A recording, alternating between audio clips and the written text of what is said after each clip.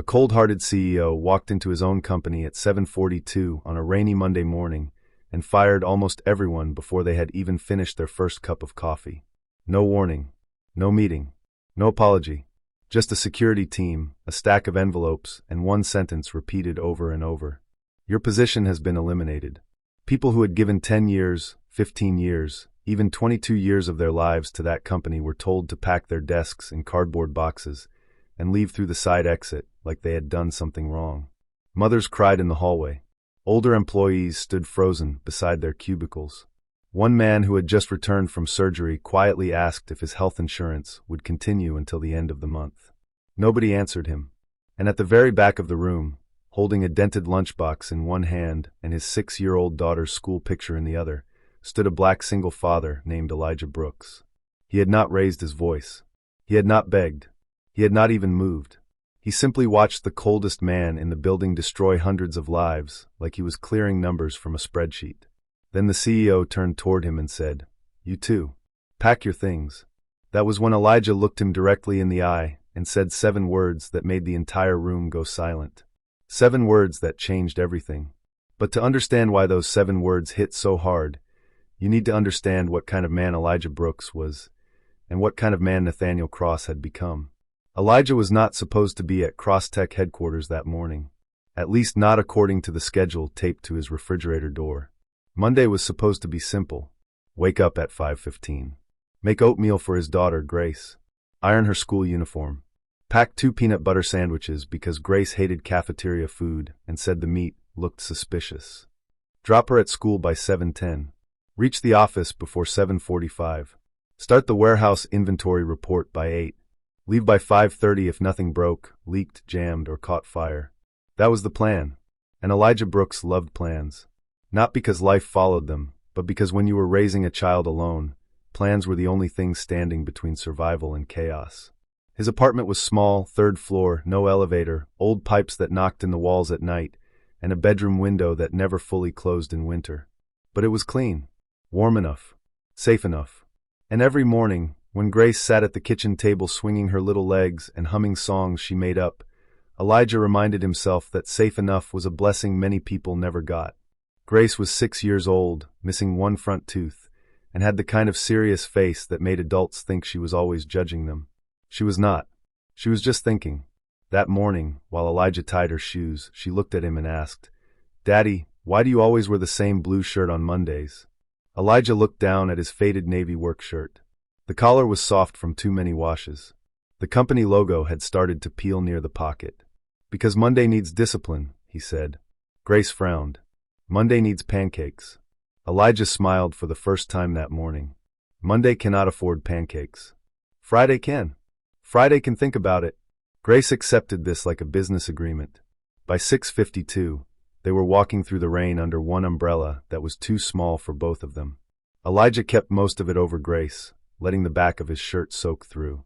She skipped beside him, holding her backpack with both hands and trying not to step on the cracks in the sidewalk. At the school gate, she stopped and looked up at him. "You coming to my presentation today?" Elijah's stomach tightened. The presentation. He had circled it on the calendar. People who help our community. Grace had chosen her father because, in her words, he fixes things nobody notices. It was at 3 o'clock. He had asked his supervisor 2 weeks ago for an early leave. It had been approved. "Yes," he said. "I'll be there. You promise?" Elijah crouched in front of her, ignoring the rain dripping from his hair. "I promise." Grace studied his face. She took promises seriously, especially since her mother had made too many and kept too few before leaving when Grace was barely 2. Finally, Grace nodded. "Okay, don't be late. I'm saying your name in front of everybody." "I wouldn't miss it." She hugged him hard, then ran inside. Elijah stood there for a few seconds longer than usual, watching her disappear through the double doors. Then he turned toward the bus stop and headed to CrossTech. CrossTech Solutions was the kind of company that looked expensive from the outside and exhausted from the inside.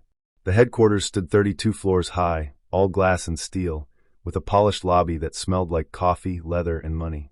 On the upper floors, executives spoke in words like efficiency, scale, vision, and shareholder confidence. But below all that, in the operations wing, people like Elijah kept the company breathing. They fixed shipment errors, found missing parts, stayed late when systems crashed, covered shifts when someone's child got sick, cleaned up disasters before the important people ever knew disasters had happened. Elijah had worked there for 9 years.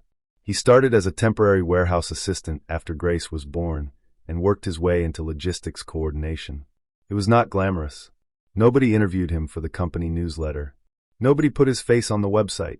But when something went wrong, people came looking for Elijah. Because Elijah knew where everything was.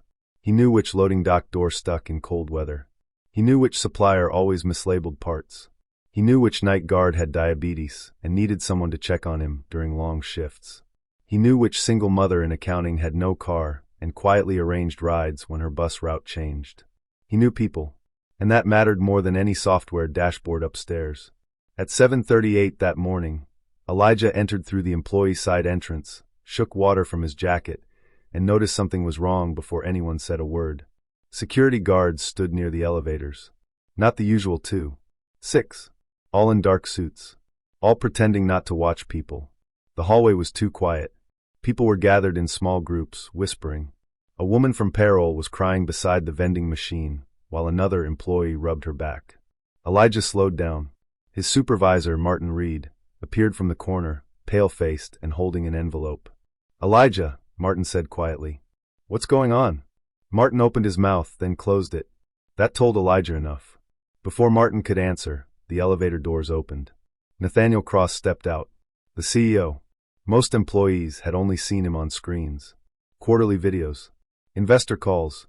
Framed magazine covers near the lobby. Nathaniel Cross was 48, tall, silver-haired, perfectly dressed, and famous for never wasting emotion on situations where pressure would do. He had built his reputation on being ruthless. Business magazines called him the surgeon. Because he cut fast. Investors loved him. Employees feared him. Nathaniel walked into the operations floor with 3 executives behind him and a security team spreading out like shadows. No one spoke. Even the copy machines seemed to quiet down. Nathaniel stopped in the center of the floor, checked his watch, and looked around at the hundreds of faces staring back at him. Then he began. "I'll keep this brief." That was the first cruel thing. Because nothing about that morning deserved to be brief. Crosstech is entering a new phase. To remain competitive, we are restructuring several departments effective immediately. A woman near Elijah whispered, "Oh my God." Nathaniel continued like he had not heard her. "Some of you will receive transition details. Some of you will be reassigned. Many roles have been eliminated. Many." The word moved through the room like cold water. HR employees stepped forward holding white envelopes. Security moved closer. And then it started. Names were called. One by one. People walked forward and received envelopes that ended their lives as they knew them. Daniel Morris. Daniel had worked there 18 years. Linda Chavez. Linda covered 2 jobs after her husband died. Paul Henry. Paul was 3 years from retirement. Sharon Willis. Sharon had trained half the people in the room. Each name landed like a small explosion. Some people cried immediately. Some laughed in disbelief. Some opened their envelopes with shaking hands, as if maybe there had been a mistake hiding inside. But the sentence was always the same. Your position has been eliminated. Elijah stood still. He did not check his phone. He did not pray out loud. He did not ask anyone what was happening. He just watched. That was one thing his father had taught him. When powerful people reveal who they are, don't interrupt them. Let them finish. After nearly 40 minutes, the operations floor looked like a storm had passed through it. Desks were open. Drawers pulled out. Family photos placed into boxes. Coffee mugs abandoned beside keyboards. Nathaniel Cross moved through the room with the calm expression of a man inspecting office furniture. At one point, an older employee named Mr. Whitaker stepped toward him. Mr. Whitaker was 63 and had worked in facilities since before Crosstech even moved into the building. He had a bad knee, a soft voice, and the habit of calling everyone son or ma'am. "Mr. Cross," he said carefully. "I'm sorry, sir, but I need to ask. My wife's treatments, our insurance." Nathaniel barely looked at him. "HR will provide documentation. But will it continue through?" "HR will provide documentation," Nathaniel repeated. Mr. Whitaker's mouth trembled. He nodded once and stepped back. Elijah's jaw tightened. Not because the layoffs were happening. He understood business could be hard. He understood companies changed. He understood numbers mattered. But there was a way to do hard things without stripping people of their dignity. And Nathaniel Cross had chosen the other way. Then Nathaniel's eyes landed on Elijah. Elijah Brooks? The room shifted. People looked toward him. Elijah stepped forward. Yes, sir. Nathaniel glanced at the tablet in his assistant's hand. Logistics coordinator. 9 years. Mid-level salary. No longer required under the new model. Elijah said nothing. An HR woman held out an envelope. Elijah did not take it right away. Nathaniel noticed. His expression sharpened. Is there a problem, Mr. Brooks? Elijah looked at the envelope, then at the boxes around the room, then at Linda Chavez sitting at her desk with tears running silently down her face. No problem, Elijah said. Then take the envelope. Elijah took it. Nathaniel turned away.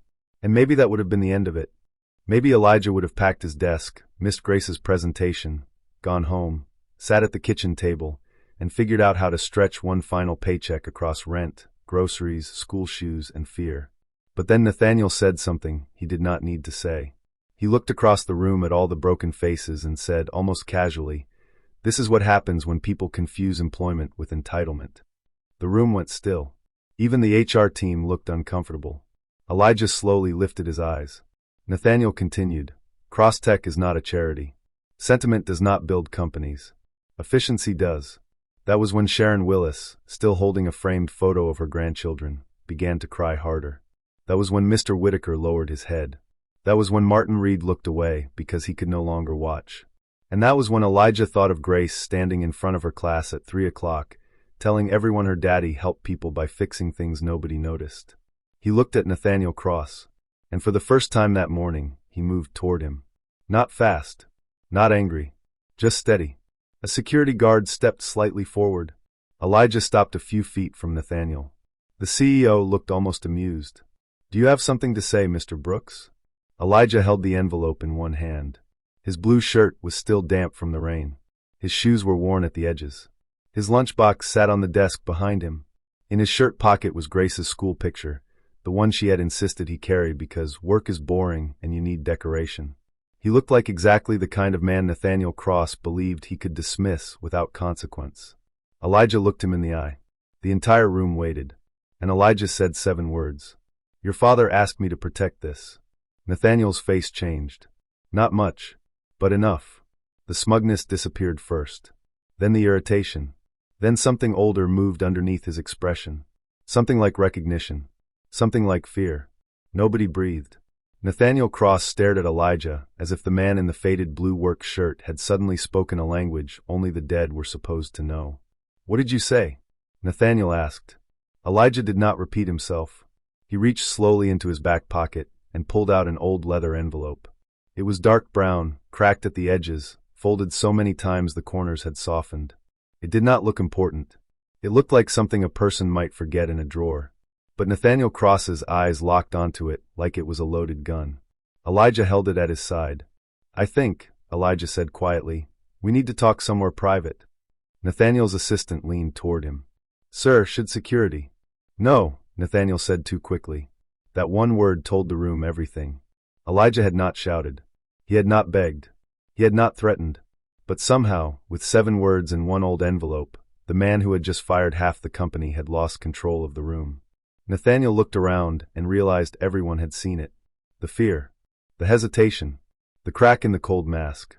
He straightened his jacket and forced his voice back into shape. "My office," he said. Elijah nodded once. Then he turned back toward his desk.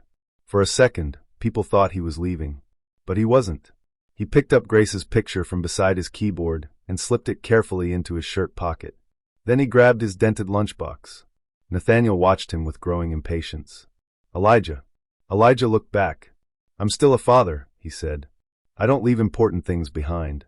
And for reasons nobody understood yet, Nathaniel Cross did not answer. He simply turned toward the elevator. Elijah followed. Behind them, the operations floor remained frozen. Linda Chavez wiped her face. Mr. Whitaker stared at the old leather envelope. Martin Reed whispered under his breath, "What in God's name was that?" The elevator doors opened. Nathaniel stepped inside first. Elijah stepped in after him. Just before the doors closed, Elijah looked once across the room at the people holding their boxes, their envelopes, their broken Monday morning. He did not smile. He did not promise anything, but something in his eyes made them stand a little straighter. Then the elevator doors slid shut. And for the first time all morning, Nathaniel Cross looked nervous. The elevator ride to the 32nd floor lasted 43 seconds. It felt much longer. Nathaniel Cross stood perfectly still, eyes fixed on the glowing numbers above the doors. Beside him, Elijah Brooks held his lunchbox in one hand and the old leather envelope in the other. Neither man spoke. For the first time in years, Nathaniel did not know what to say, because there was only one person in the world who could have given Elijah those 7 words. And that person had been dead for almost 11 years. The elevator doors opened. The executive floor was silent. Soft carpeting, floor-to-ceiling windows, modern artwork, the kind of place designed to make power feel natural. Nathaniel walked quickly toward his office. "Everyone out," he said sharply to his assistants. Within seconds, the floor emptied. Nathaniel opened his office door. Inside, Elijah entered. The office overlooked the entire city. Rain slid slowly down the glass walls. Thousands of people moved below, unaware that something extraordinary was happening 32 floors above them. Nathaniel closed the door. Then he turned. "Where did you get those words?" Elijah placed his lunchbox carefully on a side table. "You should sit down." Nathaniel's expression hardened. "I asked you a question, and I'm trying to answer it." For a moment, neither moved. Then Nathaniel slowly sat behind his enormous desk. Elijah remained standing. He looked around the office quietly. Photos, awards, magazine covers, business trophies, a framed newspaper article. Nathaniel Cross saves Cross Tech from collapse. Elijah stared at it for several seconds. Finally he looked back at Nathaniel. "Your father hated this office." Nathaniel froze. The words landed harder than the first 7. "My father never saw this office." "Yes," Elijah said softly. "He did." Nathaniel stood immediately.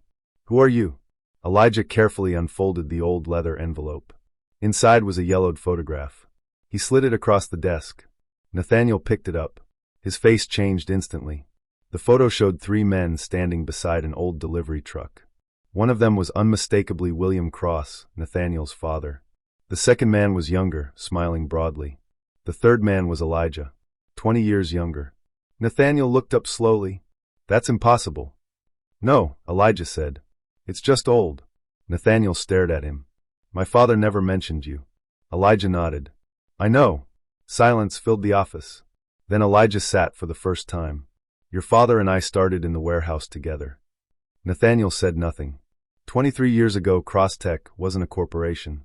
It was one warehouse, 2 trucks, 14 employees, and a founder who believed people mattered more than profit. Nathaniel looked away. "My father believed in discipline." Elijah smiled sadly. "Your father believed in people." He pointed toward the photo. "The second truck in that picture?" Nathaniel nodded. "Your father sold his fishing boat to buy it." Nathaniel looked surprised. He told investors he secured additional capital. The truth was simpler. Payroll was due. He didn't have enough money. So he sold the boat he'd owned since college. Nathaniel looked down. "He never told me that." "He didn't tell anyone." Elijah leaned back. "I was 26. Newly married. Terrified of becoming a father." Nathaniel looked at him. "You knew my father well." Elijah laughed softly. "I knew him on the days nobody else saw." The rain intensified outside. He stayed late every Friday and cleaned the warehouse bathrooms himself. Nathaniel frowned. "Why?" "Because he said nobody should clean something they wouldn't clean themselves." Nathaniel looked uncomfortable. Elijah noticed. "One winter my wife got sick." His voice softened. "Cancer." Nathaniel remained silent. "We didn't have enough insurance. We were drowning." Elijah looked down at his hands. "I came to work planning to resign because I needed 2 jobs." He paused. "Your father called me into his office." Nathaniel listened. "He handed me an envelope containing 6 months of salary." Nathaniel blinked. "He said it wasn't charity." Elijah smiled. "He said companies survive because people carry them on their backs. And when one of those people falls, everybody else helps lift." Nathaniel sat motionless. "He saved my family." The room remained quiet. "My wife still died." Elijah said it without bitterness. "But because of your father, I got 3 extra months with her." Nathaniel lowered his eyes. "After she passed, I nearly quit." Elijah reached into the envelope again. This time he removed a folded letter. "Instead, your father gave me this." Nathaniel recognized his father's handwriting immediately. His hands shook as he opened it. The letter was short. Very short. Elijah, if anything ever happens to me, protect what we built.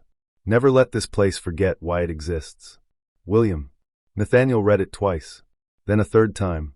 His father's handwriting blurred. How long have you had this? 11 years. Nathaniel slowly looked up. Why didn't you ever tell me? Elijah's expression remained calm. Because your father didn't ask me to protect his company. He looked directly at Nathaniel. He asked me to protect its purpose. Nathaniel said nothing. Elijah continued. For 11 years I've watched. He pointed toward the operations floors below. I watched single parents help each other buy school supplies. I watched warehouse employees donate vacation days to sick coworkers. I watched janitors secretly leave groceries on desks when families struggled. Elijah leaned forward. Your father built a business. He paused. But the people built a community. Nathaniel stared silently. And this morning, Elijah said quietly, I watched you destroy it in 40 minutes. Nathaniel's jaw tightened. You think I enjoyed this? No. Elijah shook his head. I think you stopped seeing people. Nathaniel stood and walked toward the window. You don't understand the pressure.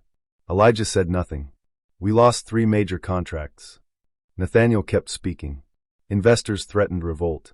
Margins collapsed. Automation changed everything. He turned. I had no choice. Elijah looked at him steadily. You had choices. Nathaniel frowned. No. You always have choices. Elijah gestured toward the office. You could have given notice. You could have created transition programs. You could have protected healthcare. You could have treated people like human beings. Nathaniel looked away. You stood downstairs and called loyalty entitlement. The words struck hard. Elijah stood. My daughter believes I help people by fixing things nobody notices. He smiled sadly. Today I realized she was wrong. Nathaniel looked confused. Elijah pointed gently toward the window. I don't fix things. I protect people. Silence. Heavy silence. Then Nathaniel quietly asked, What do you want? Elijah answered immediately. Everybody gets their jobs back. Nathaniel stared. Impossible. Then every employee receives 6 months severance. Impossible. Healthcare for 12 months. Nathaniel shook his head. The board would never approve it. Elijah nodded. Then call the board. Nathaniel laughed bitterly. You think it's that easy? Elijah reached for his lunchbox. No. He opened it. Inside sat a small digital recorder. Nathaniel's face drained of color. I started recording when layoffs began. Silence. Everything, Elijah said. The comments. The treatment. The healthcare conversation. The entitlement speech. Nathaniel stared. You recorded me? Your employees recorded you too. Nathaniel suddenly remembered the phones. The entire room. The witnesses. The silence. Elijah closed the lunchbox. By tomorrow morning, every network in America would run that footage. He paused. And your father's legacy would become a case study in executive cruelty. Nathaniel sank slowly into his chair. For the second time that day, he looked afraid. Not for himself. For his father. Because suddenly he understood. He had spent 11 years building an empire. And somehow lost the very thing his father built it for. Elijah stood. You have 1 hour. Nathaniel looked up. 1 hour for what? Elijah picked up Grace's picture. To decide what kind of company this becomes. He walked toward the door. Where are you going? Elijah stopped. My daughter has a school presentation at 3. He smiled faintly. And unlike some people, I don't break promises. Then he opened the door and left. Nathaniel Cross remained alone in the office, holding his father's letter, for the first time in 11 years. And 30 minutes later, every employee in Cross Tech received an emergency message. Mandatory all-staff meeting. Immediately. No one expected good news. By the time employees returned to the operations floor, most had already packed half their desks. Boxes sat everywhere. Family photos. Coffee mugs. Plants. 20 years of people's lives reduced to cardboard. Nobody spoke much. People had already accepted the worst. Then Nathaniel Cross stepped onto the small presentation platform overlooking the floor. This time he came alone. No executives. No security. No assistants. Just Nathaniel. For several seconds, he said nothing. Employees exchanged nervous glances. Finally, Nathaniel spoke. My father founded this company 34 years ago. The room grew still. He believed businesses exist to serve people. Nathaniel swallowed. Somewhere along the way, I forgot that. Complete silence. I told myself I was protecting Crosstech. He looked around. But a company isn't software. It isn't buildings. It isn't quarterly reports. He paused. It's people. Employees stared. Nathaniel took a breath. This morning, I failed you. Nobody moved. Effective immediately, all layoffs are suspended. The room exploded. People gasped. Several cried immediately. Others simply stood frozen. Nathaniel raised his hand. Everyone whose position was eliminated will remain employed while we restructure. More shock. Any employee who chooses voluntary separation will receive 6 months severance and full health care for 1 year. Mr. Whitaker covered his face. Linda Chavez began sobbing. Nathaniel continued. We are establishing an employee advisory council. He looked toward Elijah standing quietly near the back. And its first director will be Elijah Brooks. Every head turned. Elijah looked genuinely surprised. Nathaniel continued. Effective immediately, Elijah Brooks becomes Vice President of Employee Culture and Community Development. The room erupted again. This time people applauded. Then more people joined. Soon hundreds of employees were standing, cheering, clapping, crying. Elijah remained still. Grace would later say this was because her father never liked attention. Nathaniel waited until the applause quieted. Then he did something nobody expected. He stepped off the platform, walked across the floor, and stopped directly in front of Elijah. In front of everyone, Nathaniel extended his hand. I'm sorry. Elijah looked at the hand, then at Nathaniel. Finally he shook it. Don't apologize to me. Nathaniel nodded. He turned and apologized to every employee individually for nearly 2 hours. 3 o'clock arrived. Elijah quietly collected his lunchbox. Martin Reed stopped him. You're leaving? Elijah smiled. My daughter's waiting. Martin laughed through tears. You're vice president now. Elijah shrugged. I'm still a dad. Grace's classroom contained 23 children. Parents filled tiny chairs clearly designed for people half their size. Elijah arrived with 2 minutes to spare. Grace spotted him immediately. Her entire face lit up. You came. I promised. When it became Grace's turn, she walked to the front carrying a poster board covered in drawings. At the top she had written, My dad helps people. Grace looked proudly at her classmates. My daddy works in an office. She pointed toward Elijah. He says fixing things is important. She smiled.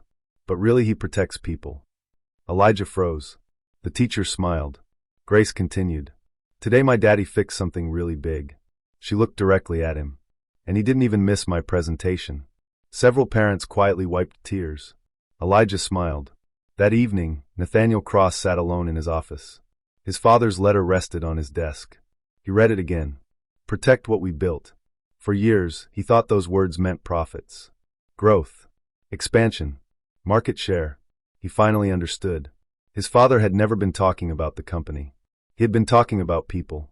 6 months later, Crosstech was thriving. Productivity rose. Employee turnover dropped dramatically. Profits recovered. But more importantly, something else returned. Humanity. And every Monday morning, Elijah still wore the same faded blue shirt. Because according to Grace, Monday still needs discipline. And sometimes the 7 simplest words can save an entire company. Your father asked me to protect this.